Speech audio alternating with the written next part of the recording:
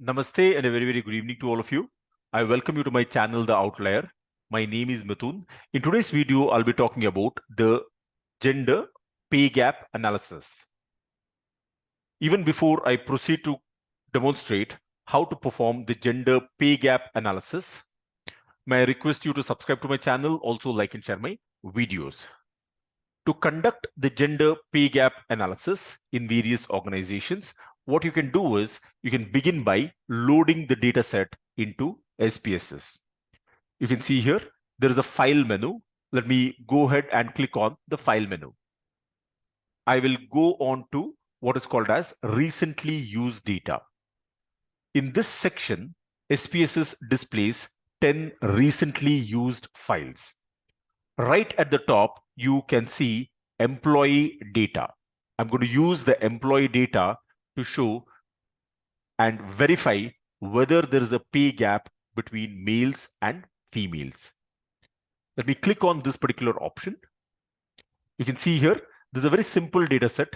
There are three variables here. The first variable is employee ID, second variable is gender, and the third variable is salary. The first record points out to a male employee who's getting paid $57,000. Second employee here is a male employee who's getting paid $40,000. The third employee here is a female employee and she's getting paid $21,450. Let me go to the last record here. You can observe that the sample size in this data set is 474. So you have 474 records for different employees. We are also given gender and salary. The first thing that I'd like to do is to compare what is the average pay, what is the average salary between male employees and that of female employees. A simple technique to compare the male salary versus the female salary would be through a bar chart. In SPSS, there are many different ways in which you can create a bar chart. What I like to do is click on the graphs menu. In the graphs menu, the first option is chart builder option. Here you see different boxes. What I'm going to do now is I'm going to show you some of the interesting options that are available here. In the left-hand side, you can see the variables box. This displays the three variables that are present in the data set. In the right-hand side, you can see a small blank space wherein we can specify the variables that we will be using for analysis.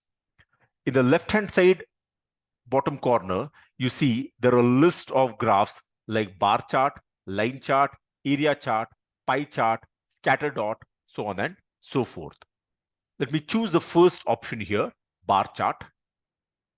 Within the bar chart, what you can see here is that you have 8 different types of bar charts. You can see here, this is a simple bar chart, you have a clustered bar chart, then you have a stacked bar chart. I'm going to double click on the simple bar chart. The moment I double click on the simple bar chart, you can see here, there's an icon of bar chart that is being shown here. In this blue color bar, in this blue color box, SPSS says y-axis question mark. Similarly, you can see one more blue color box here, and there's a x-axis with a question mark. SPSS, as of now, does not know which variable should it use along the x-axis and which variable should it consider along the y-axis. I'm going to select the variable salary, drag this and drop it along the y-axis. I'm going to select the variable gender, drag this and drop it to the x-axis. So we are going to compare the salary for the female employees with that of the male employees. As you can see here, SPSS displays mean as the default statistic. So we are going to use the mean as a representative for the current salary between female employees and male employees. Once you've made these selections, you can go ahead and hit the OK button.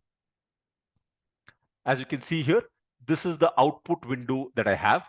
In the output window, you can see here, there is a bar chart. The width is very, very high. I like to reduce the width of the bars here. How do I reduce the width? Let me firstly double click on the graph. This will activate the chart.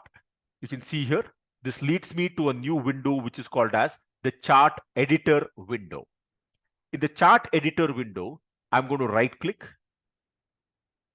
Once you right click, there is a new menu that is being displayed. Right at the top, you can see the first option which is called as the properties window. Let me click on the properties window. In the properties window, you can see there are different tabs here. I'm going to select the bar options. In the bar options, you can see there is what is called as width. This scroll bar allows you to control the width of the bars. Since I want to reduce the width of the bars, let me bring the scroll bar to the left side. Let me select apply. You can see here, this is how the bars appear. Let me make it slightly wider. This is a lot better. Let me close this particular window, close the chart editor window again. You can see here, this bar is showing me the average salary of the women employees. Next, you can see another bar which shows me the average salary of the male employees. Clearly, the male employees on an average are getting paid higher salary as compared to the women employees. You can see here, the average salary for men is around $42,000 and the average salary for women employees is around $25,000. Roughly, the men are getting paid 1.6 times the salary that an average woman would get. So there is definitely a pay gap.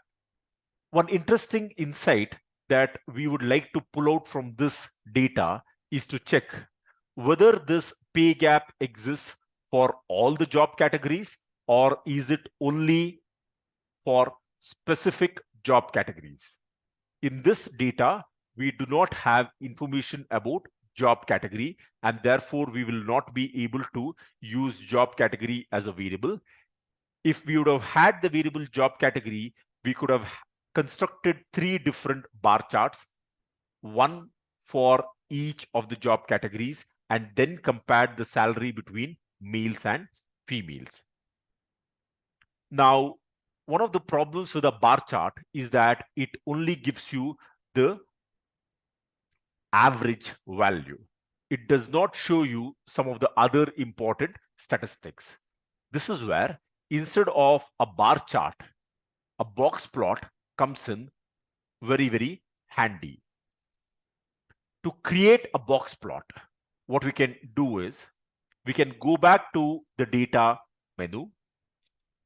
In the data menu, we can create a box plot and compare the spread of the distribution. How do we create a box plot? I'm going to go to the Analyze menu. In the Analyze menu, the second option is Descriptive Statistics. In the Descriptive Statistics, the third item from the top is Explore. Let me call out the navigation. Go to the Analyze menu. Second option from the top is Descriptive Statistics. And here we have the Explore button. Let me select the Explore option. I'm going to select the variable salary and push it under the dependent list. Please remember, in the dependent list, we specify a scale variable. There is a box below wherein you can specify any categorical variable. I'm going to select the variable gender and push it in the factor list. You can choose to look at both statistics as well as plots. For the purpose of this video, I am happy with using just the plots. Let me now go ahead and click on OK. Here in the output window, when you scroll down, you can see we have a box plot. This box plot is for the female employees. You have another box plot for the male employees.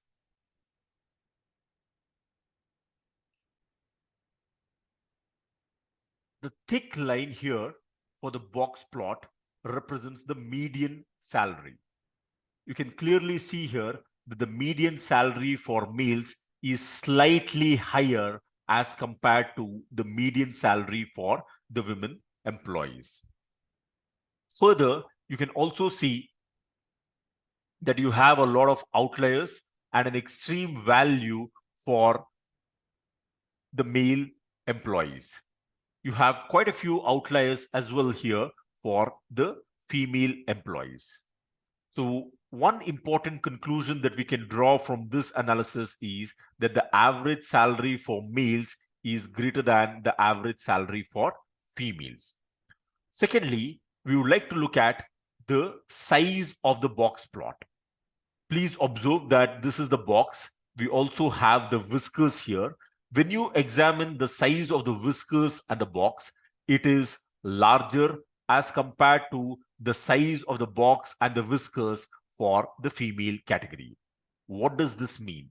This simply means that the spread or the dispersion is higher amongst the males as compared to the spread amongst the female employees.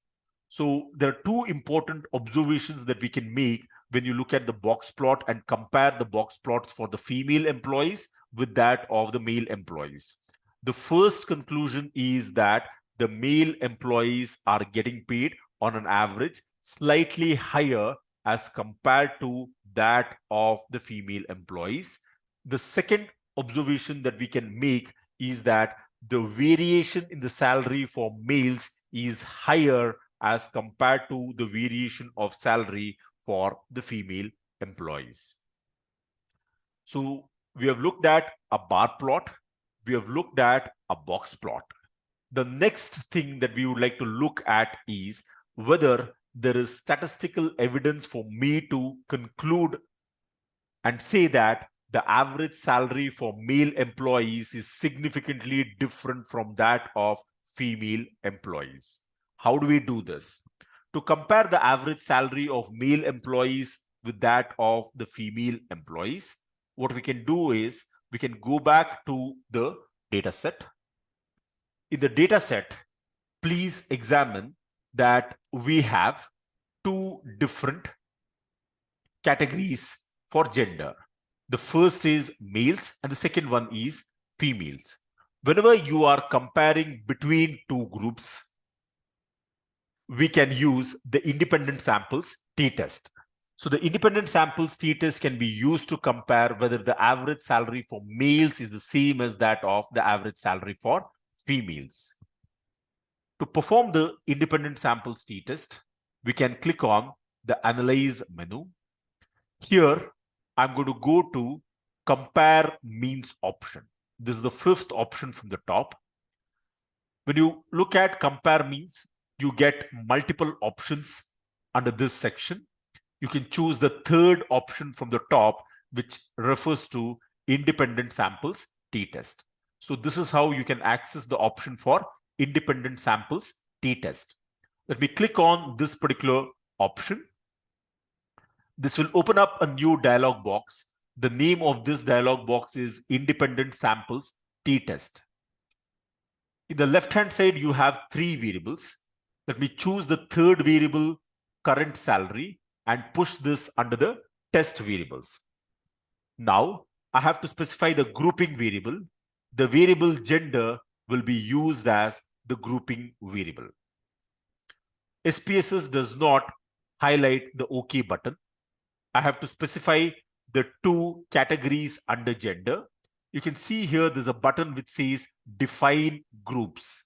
Let me click on Define Groups here. There is a small dialog box that appears, which is called as the Define Groups dialog box. SPSS is asking me to specify group 1 and group 2. Under group 1, I'm going to specify F, which is the coding for females. And under group 2, I'm going to specify M, which is the coding for the male employees. Once you have specified the code for the group 1 and group 2, you can go ahead and click on continue option. At the right hand side top corner, you have the options button. This allows you to specify the confidence interval percentage, which is set at the default value of 95%. I can click on continue and hit the OK button. What you're seeing here is the output for independent samples t-test. In the first table, you can see the group statistics. The first row here corresponds to female employees. The second row here corresponds to male employees. Look at the number of female employees. We have 216 female employees and 258 male employees. What is the average salary for female employees? It is around $26,031. The average salary for male employees would be $41,441. When you compare the standard deviation for females and males, clearly the standard deviation for females is lesser as compared to the standard deviation for the males, indicating that there is more dispersion in the salary for male employees as compared to the dispersion for the female employees. This is at a very high level. We can produce the summary statistics. But the really important table is the second table, where we have the results of the independent samples t-test. In the independent samples t-test, we have two rows. The first row is equal variances assumed, and the second one is equal variances not assumed. This is where I like to draw the audience. This is where I like to draw the attention of my audience. Why are we talking about variance when we are actually comparing the means? There's a very, very important reason behind it. Remember that t-test is an example of what we call as parametric test. And usually in the case of any parametric test, there are certain assumptions behind the data. One of the important prerequisites for you to perform an independent samples t-test is to compare the variances. When you look at equal variances assumed, we can see here we are performing what is called as the Levin's test for equality of variances. This is very important. We are performing the Levin's test for equality of variances, and here we have the F statistic.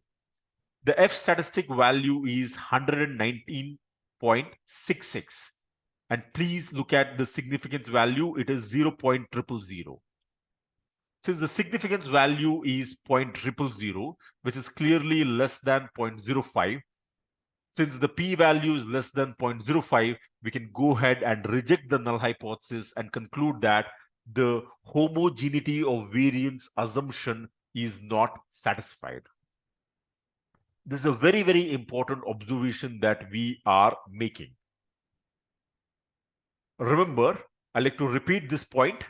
In the case of independent samples t-test, one of the important assumptions or the prerequisites is homogeneity of variance assumption must be satisfied. When we look at the Levin's test for equality of variances, we can clearly see that the homogeneity of variance assumption fails. And since the homogeneity of variance assumption fails, we cannot look at the first row. The first row becomes redundant to us. So we cancel the first row and we can jump to the second row here. This is the output of the t-test for equality of means. Look at the row here. The second row says equal variances not assumed. Here we are being shown the t statistic value, which is minus 11.688. We are also shown the degrees of freedom and the significance value. When you look at the significance value for the t statistic, it is 0.000. Since the p-value is very low, we can go ahead and reject the null hypothesis and conclude that there is a significant difference in the mean salary for males as compared to that of females. Low p-value suggests strong evidence against H0. High p-value suggests weak evidence against H0. So since we are obtaining a very low p-value, we can confidently reject our null hypothesis and conclude that there is a significant difference in the average salary for males and females. You also see certain additional details like mean difference in the pay gap. What is the mean difference in the pay for males as compared to that of females? It is roughly $15,000. So men are getting paid $15,000 extra as compared to women. You also have standard error for the difference and 95% confidence interval of the difference as well. The 95% confidence interval for the mean difference is minus 18,002 and minus 12,816. So with this, I have come to the end of today's video. In today's video, what we have seen is how to conduct a pay gap analysis between males and females. As a first step, we did a bar chart that clearly showed that there was a difference in the mean salary between males and females. As a second step, we compared not just the means, but we also looked at the distribution. We looked at the dispersion. We looked at what is called as a box plot. We performed a comparison between the median. We also looked at the spread of the data. And as a last step, what we did is we performed a hypothesis test, namely independent samples t-test, to look for statistical evidence to either reject or accept the null hypothesis. Since there is very strong evidence that the null hypothesis is false, we went on to reject the null hypothesis and conclude that there is a pay gap between the male employees and the female employees. With this, I have come to the end of today's video. I thank you very much for watching this particular video. I request you to subscribe to my channel, also like and share my videos. Thank you very much once again. Have a great day ahead.